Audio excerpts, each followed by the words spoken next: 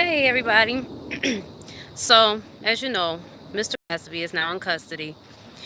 And he's very old. He's an older man and his health is challenging at this point. O.J. Simpson spoke on the matter saying like there is no guard that would want to have that job, the burden of, trying to protect him because predators get it in jail. They get it. Um, I think it's very unfortunate. I will say that I do believe if he is guilty, these are my beliefs. When you do the crime, you do the time. I don't know. I find it very suspicious that after he tried to pursue purchasing that network, that now there's this witch hunt against him. Again, though, if he did the time, he should do. I mean, if he did the crime, he should do the time. And unfortunately, crime does not have an expiration date. It does not say, you're too old, you're decrepit, you're chewed up. I'm not gonna come and get you. I guess I get you next lifetime. This is not an Erica Badu song. So you have to be very careful of the things that you do in your lifetime because they will catch up with you.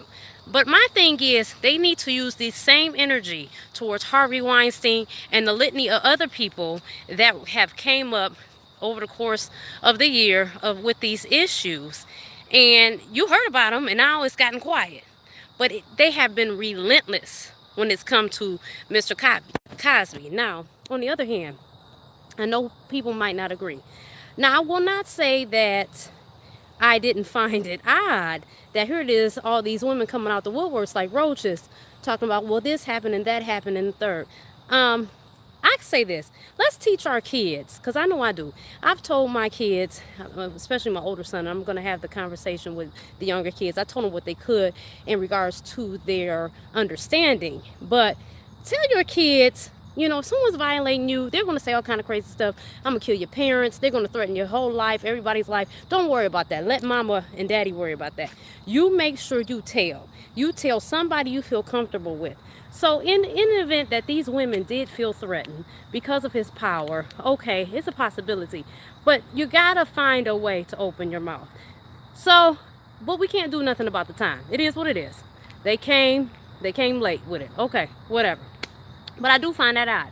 I really do. I'm like, damn, all of these women, it really seems like, for a minute I started thinking maybe the powers that be was paying women to come out and say this because we cannot let this black man get this network and exude black excellence everywhere. So we've got to destroy his legacy. Very unfortunate. Very, very unfortunate. But again, if he is guilty, he has to do the time. Now I will say this, and what's not going to be popular. Women, you have to take accountability for your actions as well. I know we're living in an age that we feel like we should walk around in high heels with our boobs and ass out, and nobody should be able to violate us. Now, that is extreme. I understand that. That's very extreme how I'm explaining it, but you get my drift.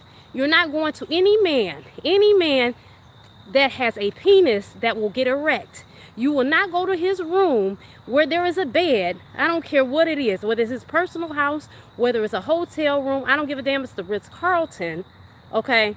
That's not a business meeting. Business meetings are held in professional environments. So I want to hear it. And I find it very hard that these women, and some of them repeatedly went back to him, but yet you feel violated. Okay. All right. We're just going to believe it then. We're going to roll with that. But we all know that the justice system is not fair and it does not treat black males, black people, period. But black males are looked at as predators. They're looked at and made to be the boogeyman in all case scenarios.